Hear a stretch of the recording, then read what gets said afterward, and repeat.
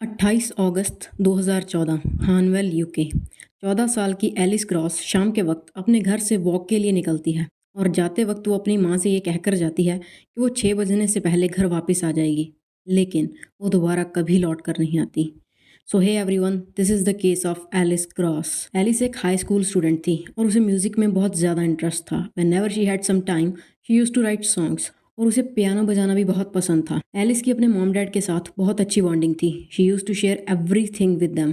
छोटी से छोटी बात भी वो उन्हें बताती थी कि आज स्कूल में ये हुआ, हमने ये किया, एट्सेट्रा। एलिस बहुत खुश थी अपनी लाइफ से। लेकिन 28 अगस्त को एलिस कहीं मिसिंग हो जाती है। 6 बज जाते हैं, 7 बज जाते हैं, लेकिन वो घर लौट कर नहीं आती। एलिस की मॉम को उसकी फ़िक्र होने लगती है, इसीलिए वो बिना वक्त गवाए उसकी मिसिंग की रिपोर्ट पुलिस में लिखवा देती हैं और पुलिस भी एलिस की उम्र को देखते हुए तुरंत सर्च ऑपरेशन शुरू कर देती है। आसपास के सभी एरियाज़ को जहां भी वो जा सकती है सब कुछ अच्छे से सर्च किया जाता है, but there was no trace of Alice Cross. उस एरिया के सीसीटीवी कैमरास में एलिस को ग्रैंड यूनियन रिवर के पास जाते हुए देखा गया था और 3:45 पर उसे उसी तरफ से वापस आते हुए भी देखा गया था, लेकिन उसके बाद की कोई भी फुटेज अवेलेबल नहीं थी। तो ये चीज़ तो साफ थी कि उसके साथ जो भी हुआ है वो उस रिवर के आसपास ही हुआ था। और क्योंकि एलिस उसके बाद वाले किसी भी सीसीटीवी में कैप्चर नहीं हुई थी, तो पुलिस के मन में ये डाउट था कि हो सकता है एलिस अब तक जिंदा ना हो और उसको मारकर किसी ने पास वाले जंगल में या फिर नदी में फेंक दिया हो। इसीलिए पुलिस पूरे जंगल को सर्च करने का डिसाइड कर लेती है, क्योंकि उन्हें पता था कि अगर उसकी बॉडी को नदी में फेंका गया होता तो अब तक उसकी लाश तैरकर ऊपर आ जाती।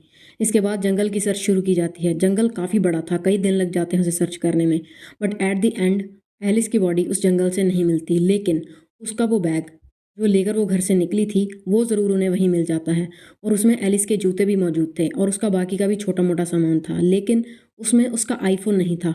तो एलिस के साथ साथ उसका आईफोन भी मिसिंग था। पुलिस एक बार फिर से उन्हीं सीसीटीवी फुटेजेस को एनालाइज करने का डिसाइड करती है और इस बार वो उन्हें बहुत ध्यान से देखते हैं और जिस सीसीटीवी में एलिस को लास्ट बार देखा गया था उसी जगह से एलिस के बाद 5 और लोग अलग अलग टाइम पर जाते हुए दिखाई देते हैं, जो कि साइकिलिस्ट थे। पुलिस उनकी मूवमेंट्स को अच्छे से ऑब्जर्व करती है और वो ये चीज़ नोटिस करते हैं कि उन 5 में से 4 लोग अगले कुछ ही मिनटों में आगे वाले सीसीटीवी कैमरा में कैप्चर हुए हैं, लेकिन इनमें से एक उस कैमरा में काफ़ी टाइम बाद गुजरते हुए देखा गया है और उन्हें डाउट हो गया था कि हो ना हो एलिस के मिसिंग होने में इसी बंदे का हाथ होगा। इसके बाद उस आदमी को आइडेंटिफाई किया जाता है तो ये पता चलता है कि इस बंदे का नाम है आर्नेस ज़ाकनेस, जो कि एक बिल्डर था और ओरिजिनली वो लातविया से आया था। और जब पुलिस उसका बैकग्राउंड चेक करती है तो उन्हें पता चलता है कि आर्नेस ने अपने देश लातविया में अपनी पत्नी को 1998 में कत्ल कर दिया था, जिसके बाद उसे जेल भेज दिया गया था और 2007 में वो जेल से रिहा होने के बाद यूके आ गया था। लेकिन यहाँ भी 2008 में उस पर एक 14 साल की लड़की को सेक्सुअली हरास करने के जुर्म में अरेस्ट कर लिया गया था, लेकिन बाद में उसके खिलाफ सभी चार्जेस को ड्रॉप कर दिया गया था। और ये सब जानने के बाद पुलिस का शक यकीन में बदल जाता है कि आर्नेस ने ही एलिस के साथ कुछ किया है। पुलिस को डर था कि कहीं आर्नेस ने एलिस को भी सेक्सुअली असॉल्ट करके उसका मर्डर करके उसे कहीं फेंक न दिया हो। इसीलिए वो एक बार फिर से एलिस की बॉडी को ढूंढने के लिए कोशिश करते हैं और इस बार वो डाइवर्स को बुलाकर उस नदी को भी सर्च करवाते हैं और कई दिनों तक कोशिश करने के बाद आखिरकार 30 सितंबर को गायब होने के तकरीबन महीने भर बाद एलिस की बॉडी उसी नदी में से मिल जाती है। एलिस के शरीर पर एक भी कपड़ा नहीं था।